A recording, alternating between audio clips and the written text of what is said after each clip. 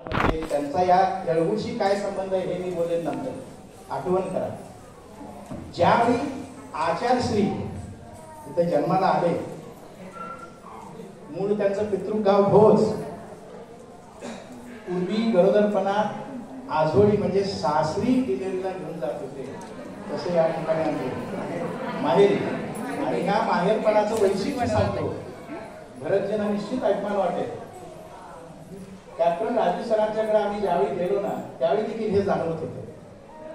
गाव कामगार पाटील हे घराणं, आश्चर्य वाटेल, तेही घराणं गाव कामगारच. मात्र गाव कामगार मुलकी आणि गाव कामगार दोन्ही पद्धत तिथे होते. गाव कामगार म्हणजे काय, फक्त एका गावचं नाही, 5, 7, 12, 15 अशा गावाचा एकत्रित तो पाटील. मुलकी म्हणजे पोलीस पाटील. सगळे जे आपण क्रिमिनल्स म्हणतो त्याचं हँडल करणारे असे पाटलांच्या घरामध्ये या ठिकाणी चंदनी बाग होती.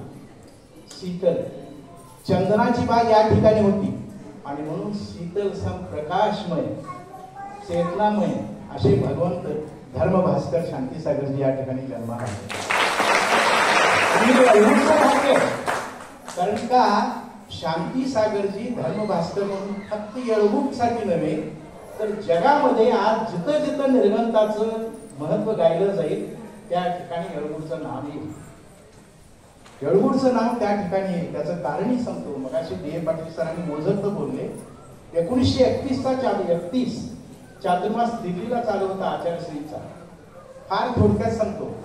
आचार्यश्री त्यावेळी दिल्लीला दर्यागंजला चातुर्मासला गेल्यानंतर कलेक्टरकडे परमिशन मागितले की दिगंबर अवस्थेत फिरावं निर्गंत. मात्र परमिशन वेळेत मिळालं नाही. चातुर्मास तरी सुरुवात झाला. आचार्यश्रींना प्रश्न पडला तसा सगळ्यात महत्वाचं जे श्रावक गण आहेत ते म्हणाले, परमिशन मागितल्यानंतर ब्रिटिश सरकार होतं त्यावेळी, 1931 स्वातंत्र्य नव्हतं, ब्रिटिशांनी परमिशन दिली नाही. आणि अशा वेळेला झालं काय, ब्रिटिशांनी म्हणाले कापड घेऊन फिरा, लज्जा रक्षणात तेवढ्या पुरतं कापड घ्या आणि फिरा. प्रश्नाला कापड घेता येणार नाही म्हणून 7-8-10 लोकांचं कोंडाणं करून आचार्यश्री त्यावेळी सगळे क्रिया करत होते. आणि एक दिवस दुपारी कटनीचे जगनमोहन शास्त्रीजी त्या ठिकाणी आले. जगनमोहन शास्त्रीजी म्हणाले, आचार्यश्री पटकन लघुशंकेसाठी उठल्यावर 10-12 माणसं त्यांच्या पाठोपाठ फिराली. जगनमोहन शास्त्री म्हणाले, एवढी लोक कशाला, त्यांनी लघुशंकेला चालले, कुणी जाऊ नका. लोक ऐकली नाही, त्यांच्या महाराजांच्या भोवती कुंडाळे करून गेले. आणि त्यावेळेला तिथं राहिलेल्या माणसाने सांगितलं या जगनमोहन शास्त्रीजींना की आम्ही परमिशन मागितले, परमिशन मिळाले नाही, त्यामुळे कापड घेता येणार नाही, म्हणून आम्ही कोंडाळा करून महाराजांना घेऊन जातो. त्या भव्यात्माला शांतीसागरजींना याच्यातलं काही माहित नाही. शांतीसागरजी आल्यानंतर जगनमोहननी सांगितले की असं नसं परमिशन मिळालेलं नाही, म्हणून हे 8-10 लोक तुमच्या पाठोपाठ आले. आचार्यश्री ताकण सांगितलं, उद्यापासून दर्यागंजपासून मी ज्यावेळी धीरज पहाडीला जाईन, मी एकटा जाईन, माझ्याबरोबर मार्गदर्शक म्हणून एकटा मनुष्य आपला श्रावक मध्ये येईल. आणि मी एकटा जातेवेळी कोणाले पोलीस धरतील, काहीतरी होईल. एवढंच म्हणाले.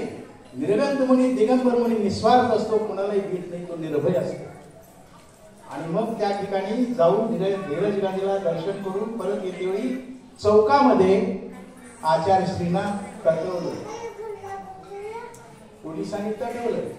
पोलीस म्हणाले पुढे जायचं नाही. ठीक आहे, मागे जातो म्हणाले, मागे फिरले, मागेही जायचं नाही. मग काय करे, बसतो म्हटले, बसले. चौकात बसायचं नाही, मग मी करायचं काय.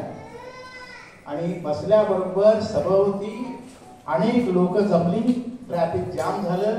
त्या पोलिसांनी आपल्या हेडक्वार्टरला कळवलं की एक नग्न दिगंबर महाराज आहेत आणि रस्त्यातच बसलेत, काय करायचं.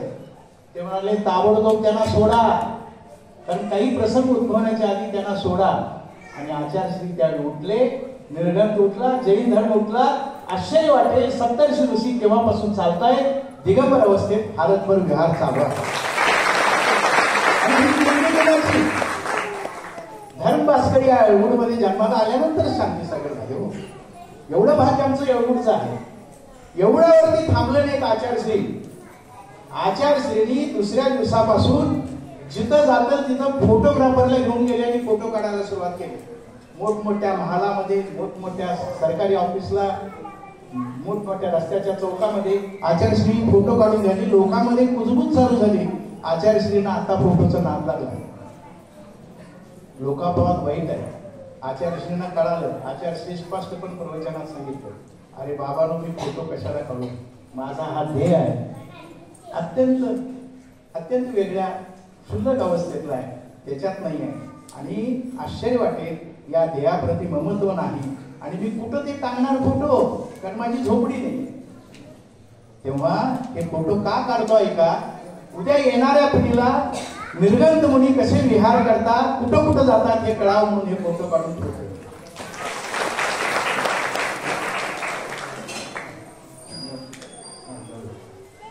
अशा तऱ्हेनं निर्गंत अवस्थेची, दिगंबर अवस्थेचा विहाराची सुरुवात या येळगुळपासून झाली.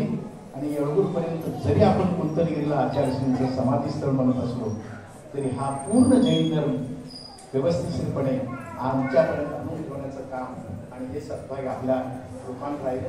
आणि या ठिकाणी मला वाटतं वेळेअभावी मला थांबता यायला लागलं. परत एकदा आपण भेटू. निश्चित या जागेचं आणखीन एक महत्त्व सांगतो, कारण फक्त एवढंच झालं असं नाही. यांना क्षत्रिय वंशाचे, चतुर्थाचे, गाव कमलाल पाटलांची जी घराणं आपल्या या भागात आहे, त्याच्यातलं एक प्रमुख घराणं भुंगूर पाटील यांचे राजपूत. तर अशा घराण्यामध्ये आलो. या घराण्याचं भाग्य म्हणण्यापेक्षा आमचं भाग्य आचार्यश्री तुमच्या घरी आले म्हणून आम्ही आलो. तेव्हा असे डोळण, असे दाता, असे दातृत्व, असे भक्त, असे गुरु आणि असे महाराज या ठिकाणी आपल्याला भेटायला मिळते. सर्वांना शुद्धीपूर्वक नमस्ते वंदना करून थांबतो आणि हा